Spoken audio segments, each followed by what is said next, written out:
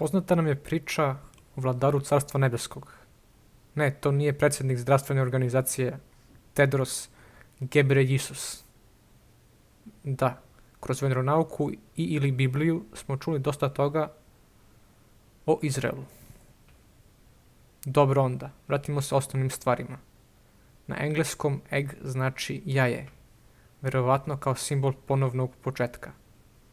A poznato je da su Egipćani uvijek predstavljani sa nekim srpovima, bilo na filmovima, igricama ili u istoriji, bilo da rade ili ratuju. To podsjeća na neku vezu između naše države Srbije, gdje je jezik srpski, a stanovnici su žitelji. Pazite sad ovu vezu. Englesko I za sebe obrnuto od srpsko ja. I na engleskom može da zvuči kao reč za oko ili za sebe.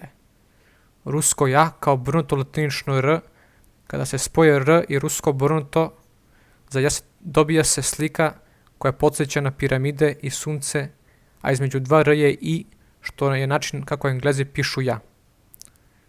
Izgleda da razne tajne mogu da se otkriju kada se zbrka ćirilica i latinica.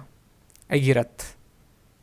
Znam da ne živimo u galaksiji sa crnom rupom ton 618, pa sve da složimo po tonu i izrimujemo, ali evo primjera. Trebam te ja nije način da, okrećeš mi leđa, zato jesmo razlika, ko minus je plus, ko Amer je Rus, u svetu ti si korov, a ja hibiskus.